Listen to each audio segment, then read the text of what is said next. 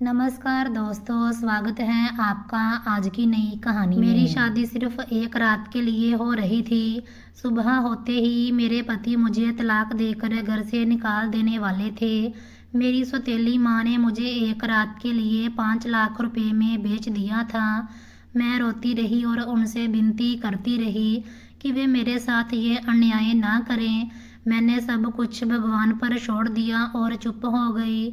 शादी के अगले दिन तलाक देने की बजाय मेरे पति ने अपनी जेब से एक लिफाफा निकाला और मेरी गोद में फेंक दिया। बोला, तुम इसी के लायक हो।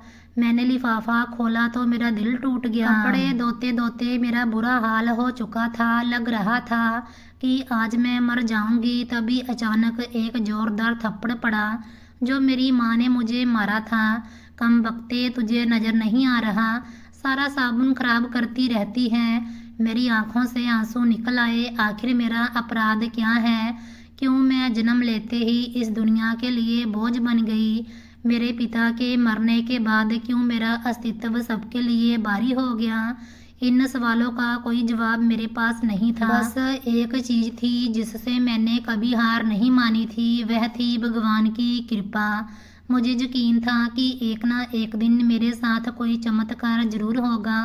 मेरी जिंदगी में भी खुशियां आएंगी। कपड़े धोकर मेरे हाथ सूख चुके थे, लेकिन मैं काम पूरा किए बिना नहीं रुकी। शायद मेरी यह हार ही मेरी जीत की पहली सीढ़ी बनने वाली थी। लेकिन उस वक्त मुझे सिर्फ अपने थके हुए हाथों और कांपते शरीर का एहसास था। कहीं दूर, बहुत दूर, किस्मत मेरे लिए एक नई कहानी लिख रही थी। ऐसी कहानी जिसका अंत मैं कभी सोच भी नहीं सकती थी। लेकिन उस पल मैं बस एक साधारण ठंड से कांपती हुई बेबस लड़की थी जिसका काम खत्म नहीं हो रहा था और जिंदगी दूसरों के इशारों पर कट रही थी। तेरी शक्ल देखकर तो मौत भी भाग जाए। भाइयों की जोरदार हंसी ने पूरे घर की दीवारों को हिला दिया। मैं झुकी नजरों से बर्तन मांज रही थी, लेकिन उनके शब्द, उनकी हंसी और ताने मेरे कानों में आग की तरह उतर रहे थे। सौतेली माँ पास खड़ी थी, चेहरे पर नफरत और जुबान पर जहर। वह हंसते हंसते बोली, इस जैसी बदसूरत के साथ तो शैतान भी शादी नहीं करेगा। और सब एक साथ हंस पड़े जैसे मेरा दर्द कोई तमाशा हो। मेरी उंगलियां बर्तन पर रगड़ते रगड़ते कांप गई। दिल चाहता था कि जमीन फट जाए और मैं उसमें समा जाऊं। मैंने एक पल को हाथ रोक लिए, पर तुरंत सौतेली माँ की तेज आवाज गूंजी, हाथ क्यों रोक लिया? अधूरा काम करके बैठ जाएगी। मैंने दांत बीच लिए, आंखें झुका ली और फिर से बर्तन मांजने लगी जैसे कुछ सुना ही ना हो। दिल के अंदर एक घाव रिसने लगा था। हर ताना, हर हंसी, हर नज़र मेरे अस्तित्व को चीर रही थी। मैं चुप थी क्योंकि मुझे सिखाया गया था कि चुप रहने में ही भलाई है। लेकिन उस दिन जब सौतेली माँ हंसते हुए बोली, तेरी बदसूरती पर तो कोई तरस भी नहीं खाएगा, तब मेरे धैर्य का अंतिम बंधन टूटने लगा। आंखों के कोनों में नमी उभर आई। बर्तन धोते हुए जब साबुन के साथ पानी बहा तो लगा जैसे मेरा दिल भी बह रहा। मैंने चोरी छिपे अपने गीले हाथों से चेहरा पोंछा ताकि कोई मेरे आंसू ना देख सके। लेकिन दिल के अंदर जो तूफान था उसे कैसे छुपाती। उस दिन पहली बार मेरे दिल से एक कड़ी प्रार्थना निकली, इतनी तीखी कि खुद मुझे भी डर लग गया। मैंने मन ही मन कहा, हे भगवान, इनके हर हंसने को रोना बना दे, इनकी हर खुशी को शोक में बदल दे, मेरे मजाक उड़ाने वालों को अपमान का मजा चखा दे। मैं पहले हमेशा अच्छी प्रार्थना करती थी, आज पहली बार ऐसी प्रार्थना कर बैठी थी। मेरे लिए जिंदगी मजाक का विषय बन गई थी, काली कुलुट्टी, बेकार, मनहूस। हर दिन मेरे नसीब में नए नए अपमान भरे शब्द लिखे जाते। कोई मुझे मेरे नाम से नहीं पुकारता, बस गाव देने वाले शब्दों से नवाजा जाता और मैं चुपचाप सब सहती जाती। रात को जब सब अपने कमरों में आराम से सो रहे थे, मैं कोने में दुबक कर बैठ गई। दिल की टूट फूट को शब्दों में बयान करना मुश्किल था। बस खामोशी थी, ठंडी खामोशी जो मेरे अंदर से मुझे खोखला कर रही थी। मैंने पुरानी चादर लपेटकर खुद को छुपाने की कोशिश की। चादर के अंदर आंखें बंद करके देर तक रोती रही। मन में वही प्रार्थना घूम रही थी, हे भगवान, मुझे न्याय चाहिए, मेरी बेबसी का बदला चाहिए। रात अंधेरी थी। कमरे में एक पुरानी चरमराती चारपाई थी जिसकी रस्सियां ढीली हो चुकी थी। छत में कई जगह छेद थे। बारिश की बूंदें उन छेदों से अंदर आ रही थी। हर बूंद फर्श पर गिरते हुए मेरी आत्मा की आह की तरह लगती थी। मेरे पास ना कोई हमदर्द था, ना सहारा। मैंने चारपाई की टूटी रस्सी को उंगलियों में लपेट लिया। चादर के अंदर घुटन थी, लेकिन मैं बाहर निकलने से डर रही थी। मैंने आंखें बंद करके भगवान को पुकारा, हे भगवान, मैं बहुत थक गई हूँ, बहुत टूट गई हूँ। अगर मेरा अस्तित्व तेरे लिए कुछ मायने रखता है तो मुझे शांति दे, कोई रास्ता दिखा। मेरी प्रार्थना सिसकियों में घुल गई। बचपन में सुना था कि हर रात के बाद सुबह होती है, हर अंधेरे के बाद उजाला आता है, लेकिन यह रात खत्म होने का नाम नहीं ले रही थी। बारिश तेज हो गई। मैंने चारपाई खींचकर कोने में लगाने की कोशिश की, लेकिन हार मान ली। मैंने चादर के अंदर चुपके चुपके रोते हुए एक और प्रार्थना की, हे प्रभु, मुझे भी किसी का प्यार मिले, कोई हो जो मुझे टूटी हालत में स्वीकार करे, कोई हो जो मेरी सूनी जिंदगी में रंग भर दे। सुबह की हल्की रोशनी आ रही थी। मैंने मुश्किल से आंखें खोली। बदन का हर हिस्सा दर्द कर रहा था, फिर भी काम पर लग जाना मेरी मजबूरी थी। मैंने चादर एक तरफ फेंकी और बारी कदमों से बाहर निकली। नाश्ता तो बहुत पहले की बात हो गई थी। सौतेली माँ का हुक्म था, बिना नाश्ते किए काम शुरू करो। मैं बर्तन समेटने लगी, झाड़ू पकड़ी और झुककर सफाई करने लगी। मेरे हाथ मशीन की तरह चल रहे थे।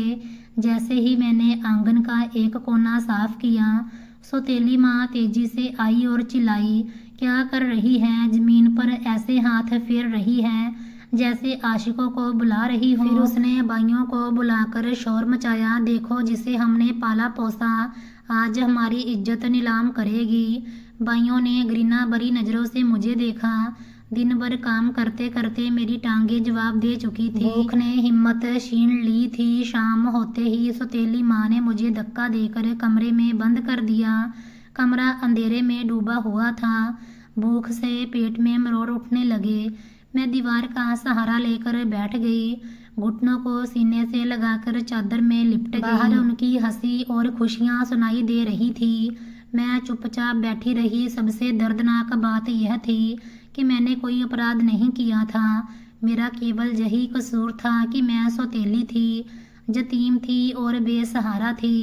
दुनिया में शायद सबसे बड़ा अपराध कमजोर होना ही है। रात ढलती गई, समय जैसे रुक गया था। भूख की तेज पीड़ा से मेरा दिमाग सुन्न हो चुका था। हर गुजरता पल मेरे धैर्य को कुरेद रहा था, मेरे हौसले को नोच रहा था। मेरी आंखें सूनी हो चुकी थी, जैसे आंसू भी अब साथ छोड़ चुके थे। कमरे की नम दीवारों पर हाथ फेरते हुए मैंने भगवान से एक बार फिर विनती की, हे प्रभु, किसी दिन यह दरवाज़ा आज़ादी की ओर खुले, किसी दिन यह अंधेरा हटे, किसी दिन मुझे भी जीने का हक मिले। लेकिन फ़िलहाल तो मेरा हर दिन नए तानों, नए इल्ज़ामों और नई कैद का नाम था। भूख की तीव्रता से मेरा शरीर हल्का हो रहा था, लेकिन दिन पर दिन बोझ बढ़ता ही जा रहा था। उस रात भूखी प्यासी कैद में मैंने भगवान से आखिरी फरियाद की, वही जो मैं हर रात करती थी, हे भगवान, जा तो मुझे मिटा दो, जा बचा लो, लेकिन इस यातना से निकाल लो। मैंने सर दीवार से टिका दिया, आंखें बंद कर ली। दिल की धड़कन सुस्त हो रही थी, शरीर की थकान रूह तक उतर गई थी। एक बार फिर मैंने समय के हाथों खुद को बेबस छोड़ दिया। रात गहरी और बेरहम हो चुकी थी। कमरे में कैद मेरी सांसें घुटने लगी थीं। दरवाजे पर ताला था, खिड़की ही मेरी आखिरी उम्मीद थी। वह छोटी सी खिड़की थी, इतनी कि मुश्किल से एक दुबला पतला शरीर उसमें से गुजर सकता था। मैंने हाथों से खिड़कियों के जंग लगे पट्टों को खींचा। चरचराहट की आवाज़ कमरे में गूंजी। दिल धक से रह गया, लेकिन फिर मैंने खुद को समझाया, अगर अब नहीं निकली तो शायद कभी नहीं निकल सकूंगी। मैंने चादर को कमर पर बांध लिया ताकि कपड़े ना फंसें। कांपते हाथों से खिड़की के मुंडेर पर चढ़ने की कोशिश की। कमजोर शरीर, भूखी हालत, सब मेरे खिलाफ थे, मगर आज़ादी की चाह उन सबसे बड़ी थी। मैंने एक बार और जोर लगाया। पांव फिसल गए, कोहनी दीवार से रगड़कर छिल गई। दर्द की तेज लहर पूरे शरीर में दौड़ गई, लेकिन मैंने खुद को गिरने नहीं दिया। आखिरकार मैं खिड़की से बाहर लटक गई। नीचे जमीन ज़्यादा दूर नहीं थी, लेकिन मेरे कमज़ोर शरीर के लिए वह ऊंचाई बहुत थी। एक पल को मैंने रुककर भगवान को याद किया, आंखें बंद की और खुद को छोड़ दिया। जमीन से टकराते ही मेरा शरीर तड़प उठा। कोहनी, घुटने, हाथ सब छिल गए। जगह जगह से खून रिसने लगा। दर्द इतना तेज था कि सांस रुकने लगी। लेकिन जब मैंने आंखें खोली और आसमान की ओर देखा तो पहली बार कैद का ताला टूटता महसूस हुआ। मैंने कांपते हाथों से खुद को घसीटते हुए उठाया। गली अंधेरे में डूबी हुई थी। कहीं कहीं कुत्तों के भौंकने की आवाज़ें आ रही थी। मैं लड़खड़ाते कदमों से दौड़ने लगी। हर कदम दर्द दे रहा था, लेकिन दिल कह रहा था बस थोड़ा और। मेरी सांस फूल गई। ठंडी हवा जख्मों पर लगकर और चुभने लगी। पैरों में ताकत नहीं थी, फिर भी मैं भाग रही थी। पीछे की कैद, ताने, मारपीट, सब कुछ पीछे छोड़ देने की धुन में मैं पागल हो चुकी थी। कुछ गलियां पार करते करते मेरा सर चकराने लगा। दुनिया घूमती हुई लगने लगी। मैं एक नाली के पास लड़खड़ाकर गिर गई। हाथ जमीन से टकराया। कीचड़ मेरे कपड़ों पर लग गया, लेकिन मुझे कोई परवाह नहीं थी। मैंने एक बार फिर उठने की कोशिश की, मगर शरीर ने साथ देने से इनकार कर दिया। मेरे आसपास अंधेरा फैल चुका था। आंखों के सामने धुंध छाने लगी। जख्मों की टीस और भूख की पीड़ा ने मेरा शरीर पूरी तरह खत्म कर दिया था। मैंने आखिरी बार आसमान की ओर देखा, जैसे भगवान को गवाह बनाकर कहना चाहती हूँ मैंने हिम्मत की थी। फिर मेरा शरीर बेबस होकर जमीन पर ढेर हो गया। बेहोशी के अंधेरे में जाने से पहले मुझे लगा जैसे कोई मेरे करीब आया है। कोई आवाज़, कोई कदमों की आहट, और फिर पूरा सन्नाटा। जब आंख खुली तो खुद को दोबारा उसी घर के आंगन में पाया, फर्श पर बिखरी गंदगी में लिपटी हुई। मेरे जख्म पर कोई मरहम नहीं था, सिर्फ ताने थे। सौतेली माँ सर पर खड़ी थी, आंखों में आग और जुबान पर जहर। मुंह काला कराकर आई है कहीं से, आशिकों के साथ घूमकर आई है। उसने बालों से पकड़कर मुझे घसीटा। मेरे जख्मों से और खून निकलने लगा। भाइयों ने आगे बढ़कर 2-3 लातें जमा दी। किसी आशिक ने दरवाज़ा खोला होगा। सौतेली माँ चीखी। उनके हर वार पर मेरा शरीर तड़पता, लेकिन जुबान बंद थी। मुझे दोबारा उसी अंधेरे कमरे में बंद कर दिया गया। दरवाज़ा धड़ाम से बंद हुआ और बाहर से ताला चढ़ा दिया गया। जमीन पर गिरते ही मेरा शरीर बेजान सा हो गया। अब ना रोने की हिम्मत थी, ना चीखने की। मैं बस जमीन पर पड़ी रही, छत के छेदों से आती बूंदों को देखती रही। आज़ादी का सपना पल भर में टूटकर चकनाचूर हो गया था। लेकिन उस रात एक अजीब सी तसल्ली दिल में उतर गई। कम से कम मैंने कोशिश की थी।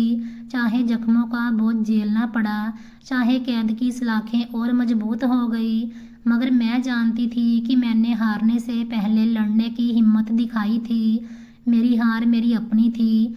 मेरे जख्म मेरे सपनों की कीमत थे, और शायद भगवान ने कहीं मेरी यह चीख सुन ली होगी। शायद एक दिन मेरी यह छोटी सी बगावत मेरे लिए मुक्ति का दरवाज़ा खोल दे। फिलहाल मैं अंधेरे में पड़ी अपनी हार को सीने से लगाए चुप हो गई, क्योंकि अब आंसू भी नहीं बचे थे। दरवाज़ा खुलते ही एक तूफान सा मुझ पर टूट पड़ा। सौतेली माँ की चीख फिजा में गूंजी। देखा, कहा था ना, आशिकों के साथ भागने लगी थी यह। मैं कोने में सहम कर बैठी थी। एक झटके में अपने अस्तित्व को बिखरता महसूस करने लगी। उसकी आवाज़ सुनकर भाई दौड़ते हुए आए। आंखों में खून उतरा हुआ, चेहरे पर गुस्सा। एक ने बालों से पकड़कर जमीन पर घसीटा, दूसरों ने पसलियों में लात मारी। मैं तड़प उठी, मगर जुबान पर एक ही विनती थी, मैंने कुछ गलत नहीं किया। मेरी सफाइयाँ हवा में उड़ रही थीं उनके कान बंद थे, दिल पत्थर हो चुके थे। भाइयों के हाथों की बेरहमी और सौतेली माँ की जहरीली जुबान ने मिलकर मेरी इज्जत रौंद डाली। ऐसी लड़कियां घर का नाश करती हैं, एक भाई बोला और मेरे चेहरे पर तमाशा जड़ दिया। मेरा सर दीवार से टकराया, आंखों के सामने अंधेरा छा गया। जमीन पर गिरते हुए मैंने अपने जख्मों को सहलाने की कोशिश की। हाथ लहूलुहान हो चुके थे, कोहनियाँ छिल गई थी, होंठ फट चुके थे, हर सांस यातना बन गई थी। मैं बार बार कहती रही, कसम से मैं बागी नहीं थी, लेकिन हर शब्द से पहले एक थप्पड़, एक लात, एक धक्का मेरे शरीर को हिला देता। उनके चेहरे पर कोई नरमी नहीं थी, ना रहम ना शक, बस गुस्सा, नफरत और ताकत का बेदर्द इस्तेमाल। उनकी नज़र में मैं एक अपराधी थी और मेरे दर्द की कोई कीमत नहीं थी। सौतेली माँ कमर पर हाथ रखे खड़ी थी और हर थप्पड़ पर खुशी से मुस्कुरा रही थी। मारो इसे, सबक सिखाओ ताकि आगे कोई सपना देखने की हिम्मत ना करे। रात भर मैं कमरे के फर्श पर तड़पती रही, शरीर दर्द से फटता महसूस हो रहा था। हड्डियों में ठंड उतर गई थी, जख्म जलने लगे थे। भूख ने हिम्मत छीन रखी थी। बार बार उठने की कोशिश करती, मगर शरीर साथ नहीं देता था। मेरे हाथ प्रार्थना के लिए उठते, कांपते हुए कमजोर हाथ।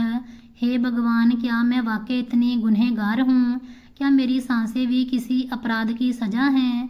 सवाल दिल में उठते, मगर जवाब खामोशी में गुम हो जाते। रात का आखिरी पहर था, दर्द से बेहाल।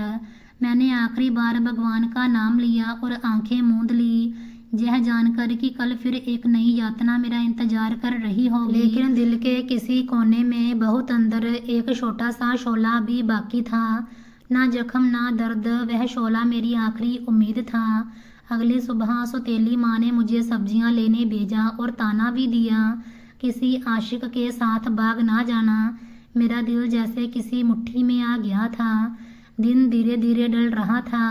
मैं मोहल्ले की गलियों में सर झुकाए कदम घसीटते हुए जा रही थी। भूख से बुरा हाल था। अचानक एक सिसकी सुनाई। मैंने चौंक कर सामने देखा, गली के कोने में एक बूढ़ा सब्जी बेचने वाला गिरा पड़ा था। उसके हाथ से सब्जियां बिखर गई थीं, खून उसके माथे से बह रहा था। लोग पास से गुजरते, एक नज़र देखते और आगे बढ़ जाते। किसी को रुकने की फुर्सत नहीं थी।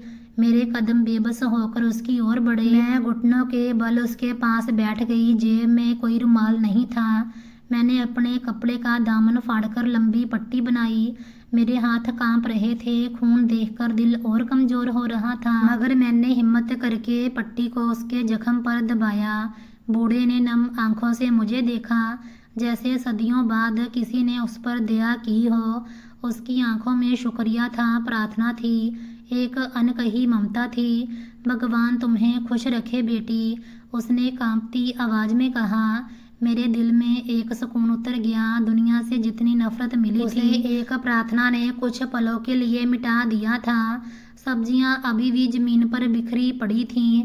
मैंने जल्दी जल्दी टूटी टोकरी में सब कुछ समेटना शुरू कर दिया। उसकी टूटी चप्पल एक तरफ पड़ी थी। मैंने उसे उठाकर उसके पास रख दी। उसके कपड़े भी फटे और पुराने थे। मेरे और उसके कपड़ों में कोई फर्क नहीं था। वह भी गरीबी की चलती फिरती तस्वीर था। हम दोनों इस जालिम दुनिया के वे किरदार थे जिनकी पीड़ा देखने के लिए किसी की आंखों में वक्त नहीं था। उसने कांपते हाथों से मेरा हाथ थामने की कोशिश की। मैं पीछे हट गई, डरते डरते, लेकिन उसकी कमजोरी देखकर दोबारा करीब हो गई। बेटी, तुम जैसे लोग ही असल में फरिश्ते होते हैं। उसके शब्द मेरे अंदर तक उतर गए। मैं जो घर में सिर्फ तानों, दुत्कारों, मार और गालियों की आदी थी, आज पहली बार किसी की नज़रों में सम्मान देख रही थी। कुछ देर बाद वह बूढ़ा खुद खड़ा होने के लायक हो गया। मैंने सहारा दिया तो वह मुस्कुराया, एक थकी हुई मुस्कान। सब्जियां समेटकर मैंने उसकी टोकरी उठाई और उसके हाथ में दे दी। उसने थरथराते हाथों से पकड़ी और बोला, बेटी, भगवान तुम्हें खुशियाँ दे, वहाँ भी जहाँ तुम्हें लगता है कि कुछ बचा ही नहीं। मेरी आंखों से आंसू निकल आए। मैंने सर झुकाकर जल्दी से आंखें पोंछी ताकि कोई ना देखे। उस पल लगा कि मेरा दर्द, मेरी गरीबी, मेरी मजबूरी किसी ने देख ली है। कोई है जो समझता है, कोई है जो बिना शब्दों के मेरी हालत पढ़ सकता है। बूढ़ा सब्जी बेचने वाला धीरे धीरे गली के अंत की ओर बढ़ने लगा। मैं दूर खड़ी उसे देखती रही। उसके कदम डगमगा रहे थे, लेकिन हौसला अभी बाकी था, बिल्कुल मेरी तरह जख्मों से चूर। दुनिया की ठोकरें खाए हुए फिर भी चलने पर मजबूर। मैंने खुद को टटोला, बदन पर हर जगह जगह नील थे, हाथों पर छाले, कपड़े मैले और पुराने, जूते घिसे हुए, मगर आज दिल में अजीब सी गर्मी थी।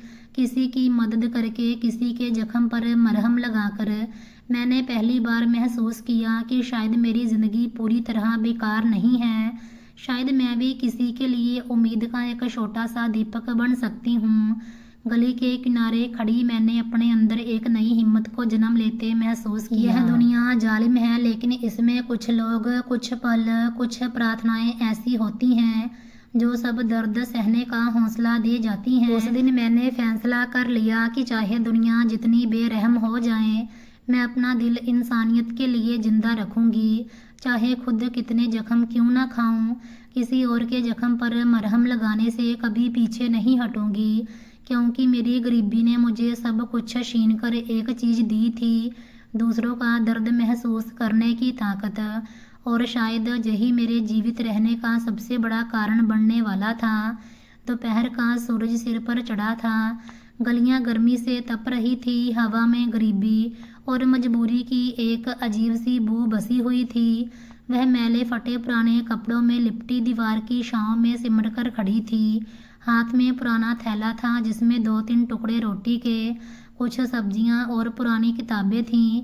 मेरा सर झुका हुआ था, नजरें जमीन पर गड़ी थीं, जैसे जमीन में रास्ता ढूंढ रही हूँ कि कहीं समा जाऊँ, कहीं छुप जाऊँ। राह चलते लोग बार बार मुड़कर मुझे देखते, उनकी आंखों में तिरस्कार, ताना, बेरहमी और उत्सुकता थी, जैसे मैं कोई अजूबा हूँ। मैं हर कदम पर उन नज़रों की सुइयों को अपने शरीर पर महसूस कर रही थी।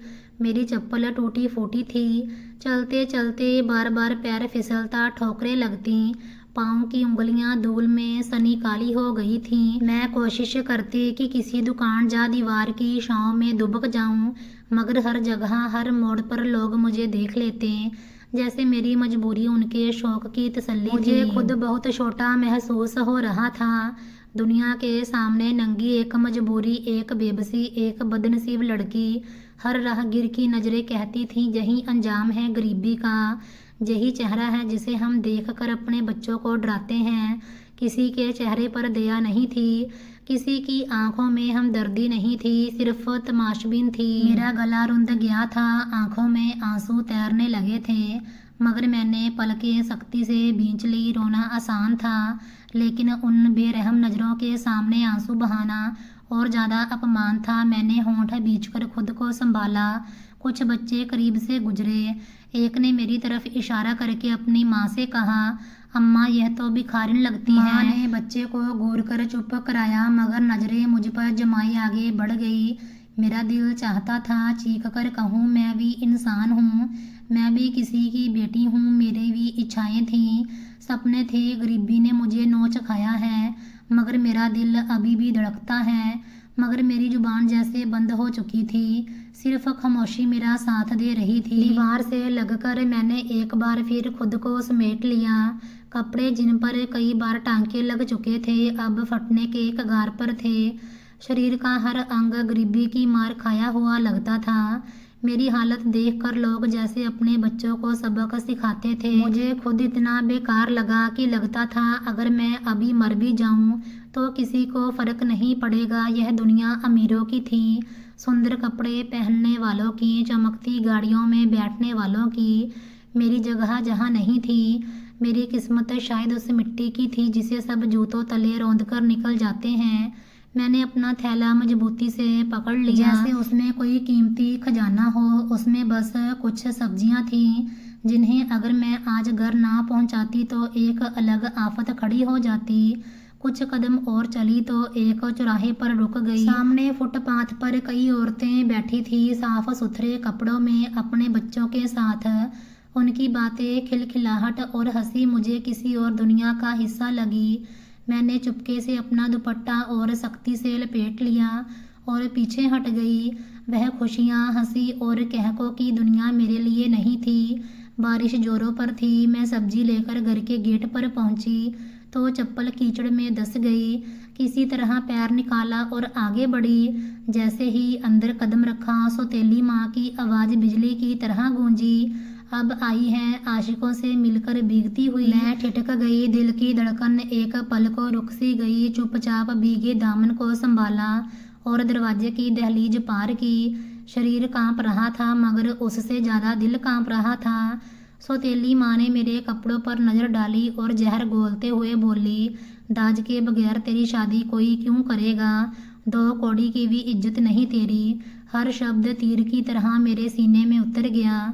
मेरे होंठ कांपने लगे मगर मैं चुप रही। मेरी खामोशी उनके लिए और मौका बन गई। कौन ले जाएगा तुझे? ना शक्ल ना सलीका, सिर्फ मनहूस कदम। बारिश की बूंदें छत से टपक कर मेरे सर पर गिर रही थी। मेरे अंदर का मौसम भी उसी बारिश की तरह बरस रहा था। मेरे भीगे शरीर पर उनके शब्दों का जहर बरस रहा था और मैं भीगी बिल्ली की तरह एक कोने में दुबक कर खड़ी थी। कपड़े बदन से चिपक रहे थे। शरीर ठंड से अकड़ रहा था मगर कोई कंबल देने नहीं आया। कोई तसल्ली के 2 शब्द कहने वाला नहीं था। मैंने अपनी चादर और जोर से लपेटी और एक कोने में बैठ गई। आंखें बार बार बंद हो रही थी लेकिन दिल जाग रहा था। हर ताना दिल की दीवार पर एक और दरार डाल रहा था। शाम ढलने लगी। बारिश हल्की हो गई थी। मैंने खुद को संभाला और आंगन में जाकर काम में लग गई। बर्तन धोना, पानी निकालना, कीचड़ साफ करना। अचानक मेरी नज़र आंगन के बाहर दरवाजे के पास पड़ी। एक दुबला पतला फकीर वहाँ बैठा था, बारिश की बूंदों में भीगा हुआ। उसकी दाढ़ी सफ़ेद हो चुकी थी, चेहरे पर गरीबी की गहरी लकीरें, मगर आंखों में एक अजीब सी रोशनी थी। मैंने झिझकते हुए उसे देखा और काम में लग गई मगर दिल बेचैन हो गया था। फ़कीर ने नरमी से आवाज़ दी, बेटी ज़रा सुनो। मैं रुकी। दिल में डर था मगर उसकी आवाज़ में ऐसा अपनापन था कि कदम बेबस होकर आगे बढ़ गए। वह मुस्कुराया, बेटी मैं तुम्हारी आंखों का दर्द देख सकता हूँ। मेरी पलकें भीगने लगी। उसने कहा, हर रात सोने से पहले भगवत गीता का पाठ किया करो, भगवान चमत्कार दिखाएंगे, गम के अंधेरे मिट जाएंगे। मैं सर झुकाए खड़ी रही। मेरी मुट्ठियाँ भींच गईं। दिल चाह रहा था कि फूट फूट कर रोऊं और सारी तकलीफ उस फकीर के सामने कह दूं, मगर मैंने अपने दिल को रोका। सिर्फ खामोशी से सर झुकाया और उसकी बात को दिल की गहराई में बिठा लिया। फकीर ने एक बार फिर प्रार्थना की, भगवान तुम्हें खुश रखे बेटी, भगवान तुम्हारी झोली भर दे। फिर वह बारिश में भीगता हुआ धीरे धीरे दूर चला गया। मैं वहीं खड़ी रही। हवा में अब भी उसके शब्द गूंज रहे थे। दिल के अंदर एक दीपक सा जलने लगा जो टिमटिमाते हुए भी अंधेरे से लड़ने की हिम्मत दे रहा था। मैंने सर उठाकर आसमान की ओर देखा। बादलों के पीछे छुपता सूरज शायद मुझे इशारा कर रहा था कि सब्र के बाद रोशनी जरूर होती है। मेरी आंखें धुंधला गई। बारिश की बूंदें या मेरे आंसू मैं समझ ना पाई मगर दिल में एक उम्मीद जाग चुकी थी। शायद भगवान ने मेरी खामोशी सुन ली। शायद अब मेरी प्रार्थनाएं रास्ता बनाने लगी थीं। शायद यह फकीर किसी बेहतर समय की खबर था। मैंने दिल ही दिल में संकल्प किया कि अब हार नहीं मानूंगी, चाहे कितने ताने सुनने पड़े, चाहे दुनिया कितनी जालिम हो जाए, चाहे हर दिन गरीबी का नंगा तमाशा बनाकर सामने आए, मैं अपनी उम्मीद का दामन नहीं छोड़ूंगी। और शायद बहुत जल्द मेरा भगवान मुझे मेरी खामोश प्रार्थनाओं का फल देने वाला था। दिन गर्म था मगर मेरे दिल पर जैसे कहर छाया हुआ था। घर में असामान्य हलचल थी। सौतेली माँ सफाई करा रही थी, फर्श पर पानी बहा रही थी, खिड़कियाँ धुलवा रही थी जैसे कोई खास आने वाला हो। मेरा दिल किसी अनजाने डर से धड़कने लगा जब मैंने रसोई में बर्तन मांजते हुए सुना कि आज कुछ मेहमान आ रहे हैं तो हाथ कांप गए। मेहमान मेरे लिए आ रहे थे, रिश्ता देखने। कपड़ों की अलमारी से एक बेहतर जोड़ा निकाला गया जो पिछले साल दिवाली पर किसी ने तरस खाकर भेजा था। मुझे बार बार शीशे के सामने खड़ा किया गया। हर बार सौतेली माँ नाक चढ़ाकर बोलती, हाय रब्बा क्या करेगी तेरी यह बदसूरत शक्ल। मैं खामोशी से सब सहती रही, ना जवाब दिया ना विरोध किया, बस अपने दिल की तेज धड़कनों को सुन रही थी जो हर पल और तेज हो रही थी। जब लड़के वाले आए तो मुझे कमरे में कैद कर दिया गया। दरवाजे की ओर से झांक कर देखा तो मेहमानों की महिलाएं चमचमाते कपड़ों में मुस्कुराती हुई आंखों में घमंड सजाए बैठी कुछ देर बाद मुझे बुलाया गया। मैं चुपचाप सर झुकाए सामने आकर बैठ गई, नजरें जमीन पर, दिल मुट्ठी में बंद किए हुए। लड़के की माँ ने सर से पैर तक एक बार मेरी तरफ देखा और मुंह दूसरी तरफ मोड़ लिया। सवाल किए गए, खाना बनाया गया, चाय पेश की गई, सब कुछ रस्म के अनुसार हो रहा था, मगर माहौल में एक अजीब सा बोझ था। कुछ ही देर में वह सब चाय के कप अधूरे छोड़कर उठने लगे। सौतेली माँ की उम्मीदों की दीवार जैसे धड़ाम से गिर गई। शाम होते ही फैसला सुना दिया गया, लड़की की शक्ल जैसी भी हो मगर दाज तो होना चाहिए, हम अपना बेटा खाली हाथ नहीं बांध सकते। ये शब्द सीधे मेरे सीने पर वार कर गए। सौतेली माँ का चेहरा गुस्से से लाल हो गया। मेहमानों के जाते ही उसने मेरे बालों से पकड़कर झंझोड़ दिया, तेरी मनहूस शक्ल के साथ कोई रिश्ता भी राजी नहीं होगा। दहेज तो क्या देना, उल्टा तेरा नसीब खरीदना पड़ता। ऐसी बदसूरत लड़की के लिए तो गधा भी इनकार कर दे। उसके शब्द तेजदार चाकू की तरह मेरे दिल पर चलने लगे।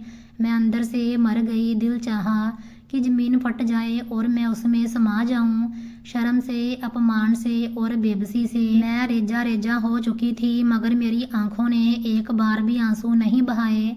शायद मेरी आंखें रो रो कर पहले ही सूख चुकी थी, जहाँ शायद अब आंसुओं की हिम्मत ही बाकी नहीं रही थी। रात को मैं कोने में सिमट कर बैठ गई। बारिश की बूंदें छत से टपक रही थी, हर बूंद की टिक टिक मेरे दिल के जख्मों पर दस्तक दे रही थी। मैंने आसमान की तरफ देखा। अंधेरी रात में कहीं कोई सितारा नजर नहीं आता था, जैसे मेरा नसीब भी अंधकार में खो गया था। हे भगवान, दिल में खामोशी से एक पुकार निकली, क्या वाकई मेरा कोई हक नहीं है? क्या मैं सचमुच इतनी बदसूरत हूँ कि कोई भी मुझे स्वीकार ना करे? मेरे अस्तित्व पर गरीबी की मोहर लगी थी, मेरी शक्ल पर जमाने की तिरस्कार की छाप थी और मेरे हाथ खाली थे, ख्वाबों से खाली, उम्मीदों से खाली। सौतेली माँ अब भी बड़बड़ा रही थी, जब तक दहेज का बंदोबस्त नहीं होता कोई तुझे लेने नहीं आएगा। तेरी बदसूरती ने तो घर का सुकून भी बर्बाद कर दिया है। हर शब्द मेरे जख्मों पर नमक छिड़कता था, मगर मैं जानती थी कि चुप रहना ही मेरी सुरक्षा थी। जवाब देने का मतलब था और मार और अपमान। मैंने सर झुकाया, दिल के अंदर एक दीवार खींच ली। ये ताने अब उस दीवार से टकराकर वापस जा रहे थे, लेकिन अंदर कहीं ना कहीं एक नन्ही सी उम्मीद की किरण अभी बाकी थी। वो फकीर की कही हुई बात दिल में गूंज रही थी, भगवत गीता पढ़ा करो, भगवान चमत्कार दिखाएंगे। मैंने अपने फटे मैले कपड़ों में लिपटे शरीर को संभाला, कमरे के कोने में जाकर आसन बिछाया, प्रार्थनाएं की। दिल की गहराइयों से मुझे यकीन था दहेज ना होने पर इंसानों ने इनकार किया था, मगर मेरा भगवान मेरा नसीब लिखने वाला है और जब भगवान फैसला करेंगे तो ना शक्ल देखी जाएगी, ना दहेज, ना गरीबी, सिर्फ दिल की सच्चाई और प्रार्थना की ताकत देखी जाएगी। कुछ दिन गुजरे थे कि घर का माहौल बदला बदला सा महसूस होने लगा। सौतेली माँ की फुसफुसाहटें, भाइयों की हैरानी भरी नजरें और एक अनजाना शोर। मैं रसोई में बर्तन धो रही थी। सौतेली माँ पास आई और अपनी खास मुस्कान के साथ बोली, सुन, तुझे रिश्ता आया है, वो भी अमीर खानदान से। मेरे हाथ से बर्तन छूटते छूटते बचा। अमीर घराना मेरे लिए कुछ समझ नहीं आया। दिल एक पल को खुशी से उछला, मगर अगले ही पल डर की सर्द लहर पूरे शरीर में दौड़ गई। क्या यह कोई साजिश है, जहाँ कोई और अपमान का जाल? तेरी तैयारी शुरू हो गई है, ना कोई लंबी रस्में, ना सवाल जवाब, बस जल्दबाजी में शादी का बंदोबस्त हो गया। मैं सोच भी नहीं सकी कैसे, क्यों और किसके लिए। शादी के दिन मुझे पुरानी सी लाल रंग की फ्रॉक पहनाई गई, चेहरे पर हल्का सा पाउडर लगा दिया गया जिसमें गरीबी की दरारें छुपाने की बजाय और गहरी हो गई। मेरे हाथ थरथरा रहे थे। दिल में एक सवाल बार बार उभरता, क्या ये सच है या कोई और तमाशा मेरा इंतजार कर रहा है। शादी हो गई, मेरे अंदर कोई खुशी की लहर नहीं दौड़ी, सब कुछ धुंधला लग रहा था। शाम को सौतेली माँ मेरे करीब आई, उसकी आंखों में वही जहर भरा ताना था। कान में झुककर बोली, देखना जब तेरा पति तेरा मुंह देखेगा ना, तुरंत तलाक दे देगा। शब्द मेरे कानों में शीशा बनकर बहने लगे। दिल की धड़कन बेकाबू हो गई, सांस अटकने लगी, हाथों की कंपकपी काबू से बाहर थी। मुझे पुराने कमरे में बिठा दिया गया जहां शादी की पहली रात का इंतजार था। सामने पुराना सा शीशा था जिसमें मेरा अक्स झलक रहा था। बिखरे बाल, सहमी हुई आंखें। मैंने दुपट्टे को और सख्ती से अपनी चारों ओर लपेट लिया, जैसे खुद को दुनिया की नज़रों से छुपाने की आखिरी कोशिश कर रही हूँ। कमरे की खामोशी, दिल की धड़कन और सौतेली माँ के शब्द सब मिलकर एक अजीब माहौल बना रहे थे। दूर से कदमों की आहट सुनाई दी, दिल जैसे सीने से निकलकर हथेलियों में आ गया। हर कदम के साथ मेरी आत्मा कांपने लगी। दरवाज़ा खुला, मेरे पति, मेरा नया मुकद्दर अंदर आया। मैंने और भी सर झुका लिया, दुपट्टे को चेहरे पर सख्ती से लपेट लिया। वो धीरे धीरे करीब आया। मेरा दिल चीख चीख कर प्रार्थना कर रहा था, हे भगवान आज बचा ले, आज इज्जत रख ले। उसने मेरे करीब बैठकर नरमी से मेरा हाथ थामा। मैंने आंखें सख्ती से बंद कर ली। हाथ की थरथराहट काबू से बाहर हो चुकी थी। फिर उसने आराम से मेरा घूंघट उठाया। मैंने पलकें सख्ती से जमी रखी, सांसें रोके रखी। यह पल मेरी जिंदगी का सबसे भयानक पल लग रहा था। क्या वह चेहरा देखते ही नफरत से मुंह मोड़ लेगा? क्या अपमान का नया तूफान मेरा इंतजार कर रहा है? कमरे में कुछ पलों के लिए पूरी खामोशी छा गई। फिर अचानक उसने मेरा हाथ अपने माथे से लगा लिया और कांपती आवाज में बोला, मेरा भगवान सच्चा निकला। मेरे दिल की धड़कन रुक गई। मैंने धुंधलाई आंखों से उसे देखा। उसकी आंखें भीग चुकी थी, वो रो रहा था। मैं हैरान और डर से देख रही थी। उसने कांपती आवाज में कहा, पूरे 2 साल मैंने रोज भगवान से तुम जैसी प्रार्थना मांगी थी। रोज भगवत गीता पढ़कर प्रार्थना की थी कि वो मुझे ऐसी पत्नी दे जो अंदर से खूबसूरत हो।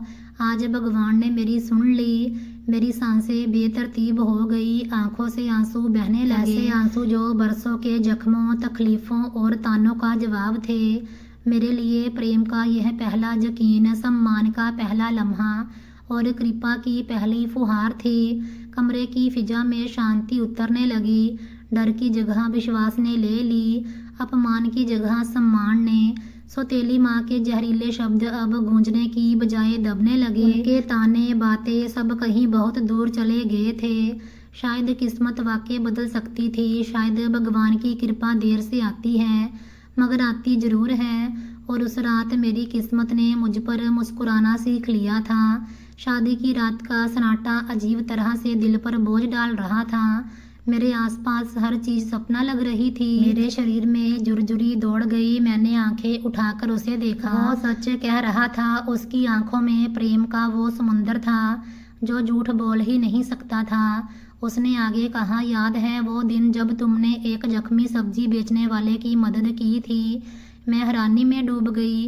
क्या वो वाकया जो मेरी नज़र में एक छोटी सी नेकी थी, उसकी ज़िंदगी से जुड़ चुका था? उसने मुस्कुराकर आंखें झुकाई। वो मैं ही था। मैं पुलिस में हूँ, एक खतरनाक अपराधी का पीछा करते हुए गोली लगने से जख्मी हो गया था।